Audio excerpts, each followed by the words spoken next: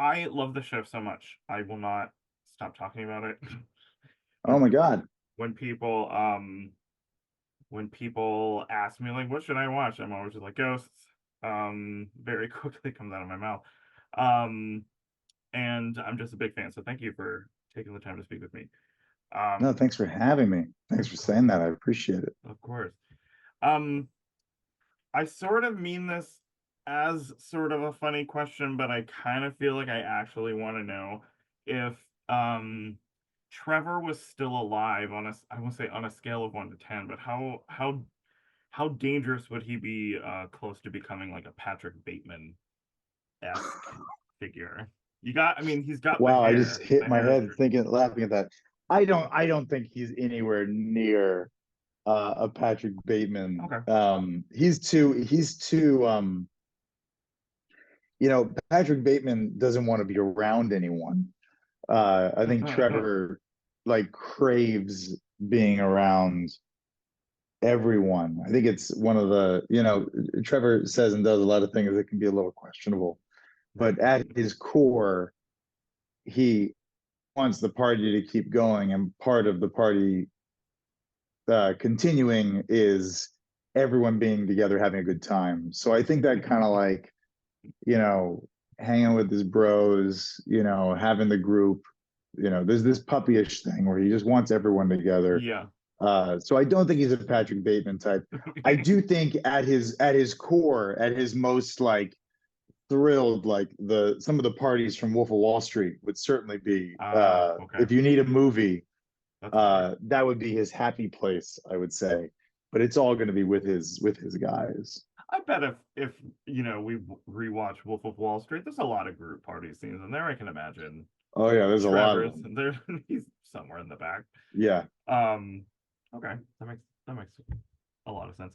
I mean, there's something about I think I don't remember what episode it is. I think it's something to do with the basement ghost coming upstairs in season 3, and anytime any of them like say anything to Sam or say something remotely like endearing towards her, Trevor's there to sort of be like, "You're not part of this," and it's really. Yeah, yeah. I thought that was actually a really sort of sweet, endearing thing that I would not expect from him. Which, yeah, Yeah, okay, it's a fun yeah, there is something, and I always appreciate that with the writers when they give us like a fun little point of view to play. yeah, I remember when we first introduced the British, oh yeah, and Trevor had a very like USA USA yeah, point of view right, against them. And I think with the basement goes too. There's a very kind of fratty mentality of us versus them, my group versus that group, yeah, and so to see that played out, because it's a weird, fun dynamic where we're all like adults. hmm, We're all basically fully formed adults, but because we're ghosts with no agency whatsoever, when it comes to Sam, we're all her children. right. And so the idea of there being like another kid in the house who's getting any attention would be bothersome, and I love that we get to play into that. Yeah, I feel like Trevor's the kind of character who he may instinctively react and then maybe have to may have to realize how he reacts is probably not the best, sort of depending on the situation. I think that's a very sort of I don't know, that's a quality that I think somebody would not expect from seeing a character like Trevor on face value would expect from him, which I think is really fun. Um Interesting. Yeah, I think there's something also about that, like that late 90s lifestyle where it's like anything is possible. I can pull off whatever I want. I can make money off of everything, yeah. partying like crazy, scooping a chopper out to the Hamptons. Like anything I do is going to work. And so there's this like immense sense of confidence that it certainly lends to Yeah. no filter whatsoever. Yeah. Uh, the nice thing about Trevor is you kind of always know where he's at. Yeah. There's a sort of almost like a Ferris Buellery sort of energy to him, I think. Or like maybe That's a fun way to look at it. Yeah, I like yeah. that. Yeah. Um one of my favorite, well, I just talked to Utkarsh like an hour ago, and Oh my God.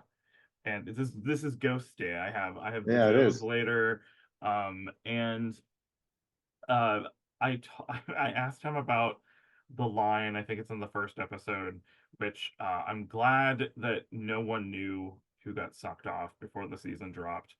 I had my husband's mother and her husband messaging him asking me if I knew anything, which I thought was really funny. But he has a line where he says, when Sam says something about someone got sucked off, and Jay says, "I hope it's Trevor." And he Yeah. told me that that was a an improv sort of off the cuff line that he was glad to see that was put in there. Maybe maybe he played with it or something in the moment.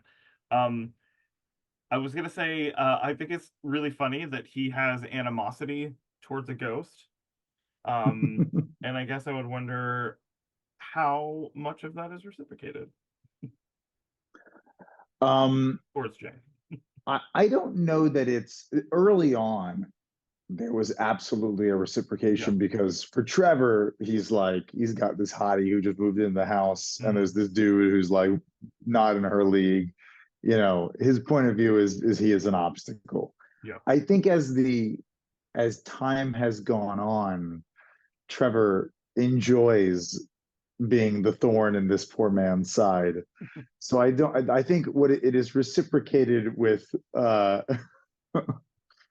joy and Hmm. glee. Yeah. The more annoyed he is at me, the happier I am. And again, it goes back to the fact that we're all these like Muppets in this house that have no power or agency whatsoever.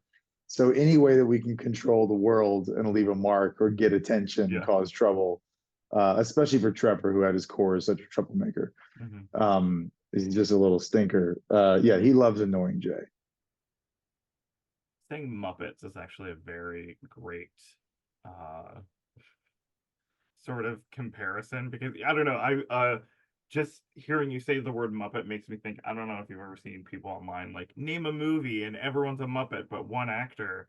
Like Uh-huh. what movie would it be? And we'd be like, this would I would actually sort of like to do the reverse. You all get to be um the characters you play, and then maybe we'll just put Kermit the Frog and Miss Piggy as Sam and Jay. I don't know.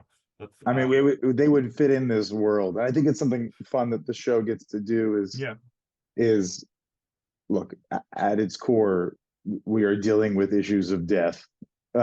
and existential questions, but we're not like hitting them on the head. We just Sure. happen to be located very close to a lot of those issues because that's what the show's about. Yeah. But so we're in this kind of like liminal space, but at the same time, we are a bunch of clowns living in this house. And I think it's also like the greatest thing that I ever hear, and I'm lucky that I get to hear it quite a bit from people who watch the show, is that it feels like a warm hug or something. Mm. And I think it's because we are um, dealing with serious issues, but as Muppets, and um, and at any point in the show, every single ghost in this thing knows a sliver of what the audience knows. Like the audience Oh is yeah. so far ahead of all of us Hmm. that watching us try to figure out, it's like eight born yesterdays, um, all happening at once in Yeah. different costumes. So there's just a lot of potential for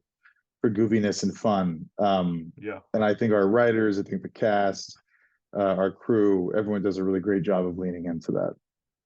I'm actually really impressed with how the show starts. Like when I first started watching the show, and I was just like, okay, how far can the show go with the set limitations of set, costume, everything like that? But then I'm continually like gobsmacked at how the writers and the creators can continue to expand everything, and like anything in terms of adding ghosts, adding different powers.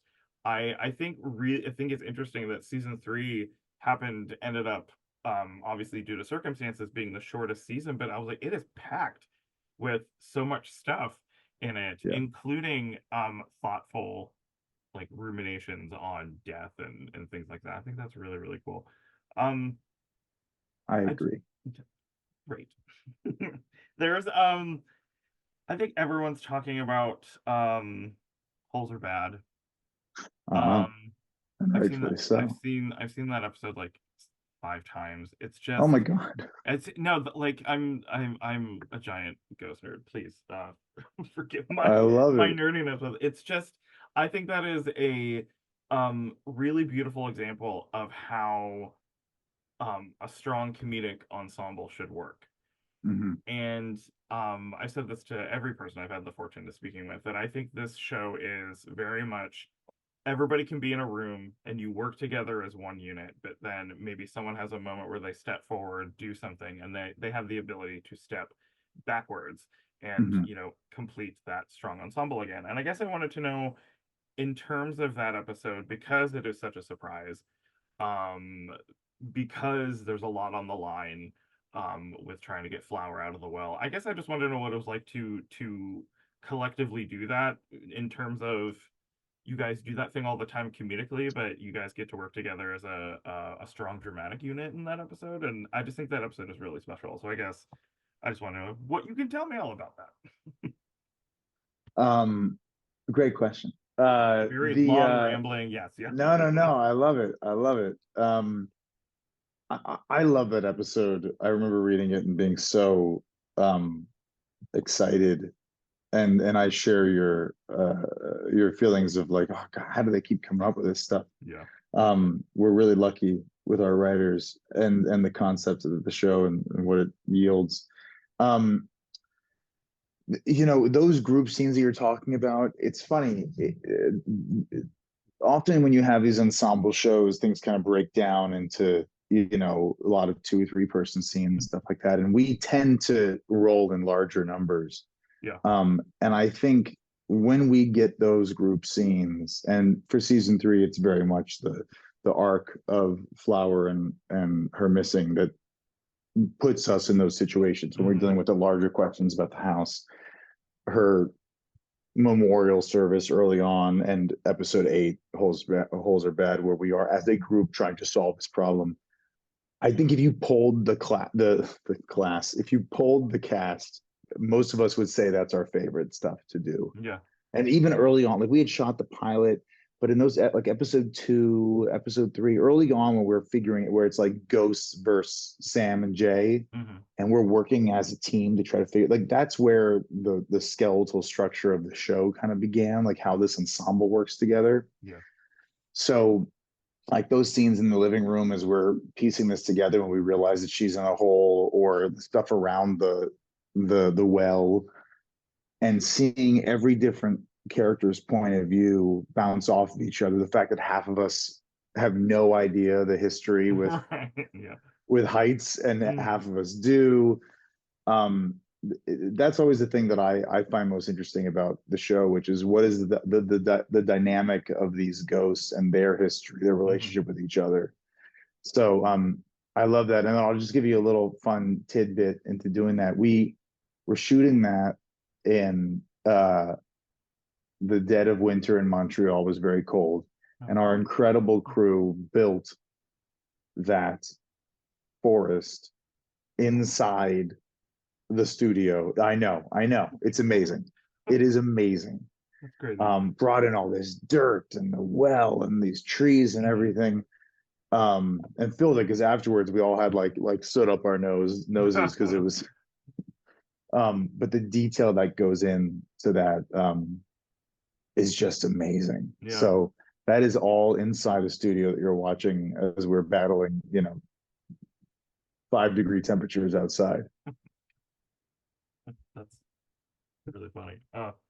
And actually, the part that reminded me of that sort of distinct perspectives. I think it's really funny that people don't know um the circumstances with the Puritan lady. There's the whole thing with the Brandon's character explaining, well, what is wall and what is floor, and then people that don't that came after in terms of time wise, like who knows that Isaac was stuck somewhere and had to go through the dirt. But I think the funniest, because I just rewatched it last night, that when you guys try to get on the FaceTime and the camera's like right here, but if you you watch that, you're all saying something different, but it's sort of just like everything that they're saying is sort of crazily just like what their character would think.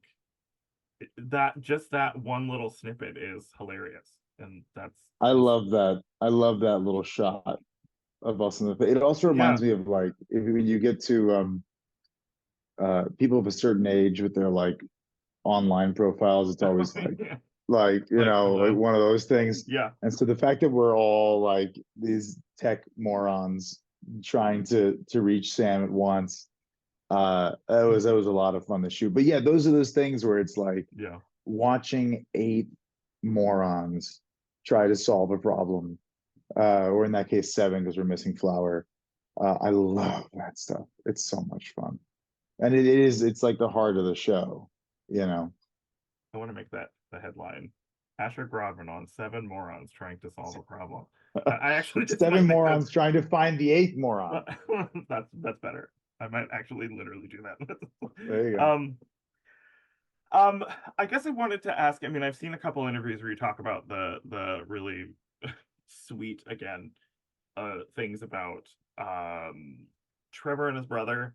It Mm, sort of like oddly reminded me of when my brother was much more into video games than I was. But mm. that it was like a weird the first time that I saw it, I was like, oh, there's some weird sense memory thing where I remember sitting on the floor playing video games with my brother, and despite the fact that my brother and I don't get along and we are polar opposites in everything, that felt like a really sort of special thing that we used to do as kids. And I guess with I was reading about how they sort of took a seed from idea from season two to really sort of develop that story. I guess I wanted to know maybe did you have any sort of input on that, or what it was like to sort of expand that a little bit?